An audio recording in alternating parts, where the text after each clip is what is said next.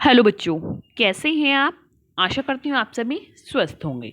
चलिए आज की वर्कशीट शुरू करते हैं बेटा। आज डेट है 3 फरवरी 2021। ऑडियो द्वारा दी गई वर्कशीट नंबर 160 हम करेंगे, जो कि इंग्लिश सब्जेक्ट की है, क्लास 3 के लिए है।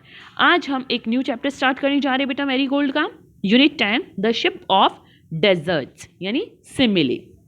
यहाँ पर आपको अपना नेम, यहाँ टीचर का नेम राइट डाउन करना है। Good morning, my dear students. What a lovely day. Yesterday, deep in the forest, a lion met a camel and they talked about themselves. Would you like to know what they spoke about? कल क्या हुआ कि एक forest में, गहरे forest में एक शेर और एक कैमल, एक ऊंट मिले और उन्होंने आपस में बातचीत की। क्या आप जानना चाहेंगे कि उन्होंने क्या बातें की? तो देखते हैं बेटा क्या बातें की। Hello, who are you? Never saw you here before. Hello, तुम कौन हो? मैंने कभी पहले तुम्हें यहाँ नहीं देखा।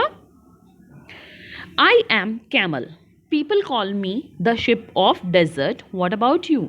मैं कैमल हूँ, ऊँट हूँ, मुझे डेजर्ट का शिप कहा जाता है, यानी जहाज। ठीक है, रेगिस्तान का जहाज कहा जाता है। और आप कौन? I am lion, I am called the king of forest because I am very brave. Why are you called a ship when you are an animal? तो मैं शेर हूँ और मुझे जंगल का राजा कहा जाता है क्योंकि मैं बहुत बहादुर हूँ। लेकिन तुम्हें रेगिस्तान का जहाज क्यों कहा जाता है? तुम तो एक जानवर हो। It is because I can walk easily in hot sand. I can also survive without food and water for a week in a desert. ये इसलिए कहा जाता है क्योंकि जो डेजर्ट होता है, रेगिस्तान होता है, उसमें मैं बहुत दिनों तक बिना पानी के और बिना खाने के रह सकता हूँ, कई हफ्तों तक। ठीक है, और फिर क्या है, मैं गर्म रेत पर भी आसानी से चल सकता हूँ। रेत होती है बेटा, उस पर आसानी से नहीं चला जाता, पैर अंदर चले जाते हैं रेत में। ठीक है, लेकिन जो डेजर्ट में कैमल है वो बहुत ईजीली सर्वाइव कर सकता है, चल सकता है।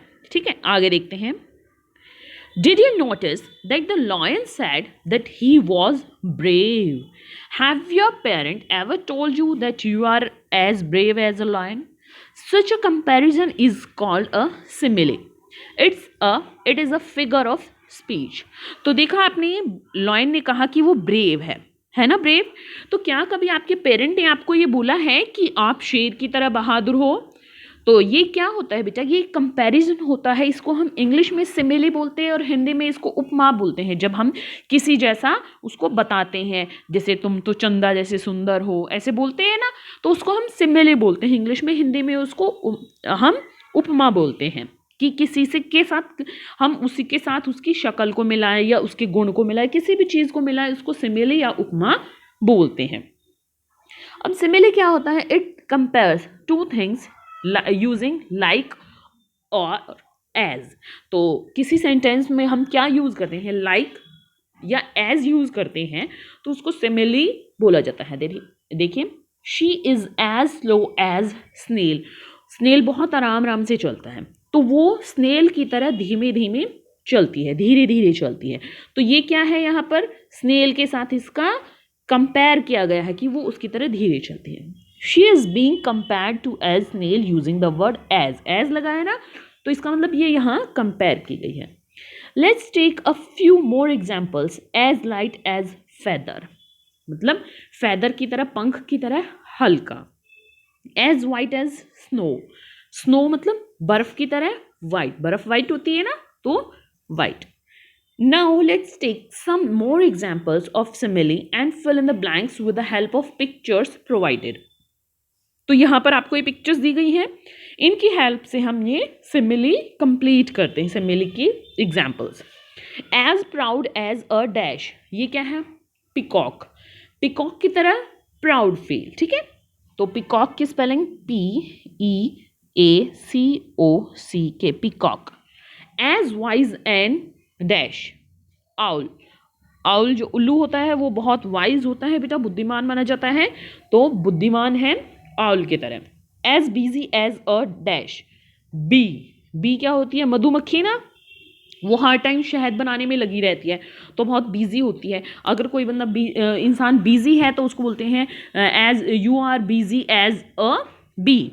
ठीक है, you are as busy as a bee, आप एक मधुमक्खी की तरह बिजी हो, हर टाइम काम करते रहते हो।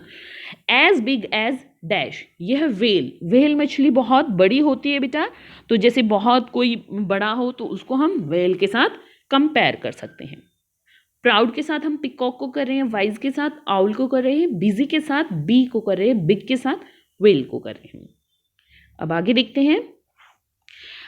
Let's have some more fun by doing exercise given on 150 page of your English book.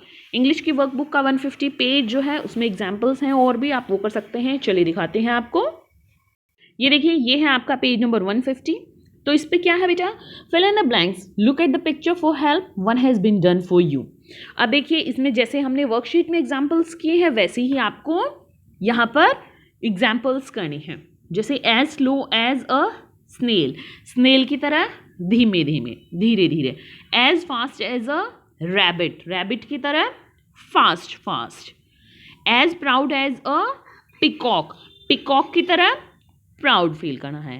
As busy as a bee, bee की तरह busy. As nibble as a squirrel, squirrel की तरह nibble. As wise an owl, owl की तरह wise. As big as a whale, well की तरह big. As brave as an lion, as brave as a lion, lion की तरह brave. तो यहाँ पर आपको इनकी स्पेलिंग्स लिखनी है, जैसे R A, rabbit, peacock, bee, squirrel, owl, whale, lion. ठीक है बेटा। तो अभिभावकों के लिए सुझाव है कि बच्चों के साथ बातचीत करें, उन्हें वन्य जीव संरक्षण के महत्व के बारे में जागरूक कीजिए। आज का कोविड का मैसेज है कि हमें जब भी घर से बाहर जाए सोशल डिस्टेंस मेंटेन रखना चाहिए, तभी हम कोरोना को हरा सकते हैं। आज की वर्कशीट यहीं पर खत्म होती है बेटा। कल मिलते हैं एक नई वर्कशीट के साथ, तब तक के लिए अपना ध्यान रखना। धन्यवाद।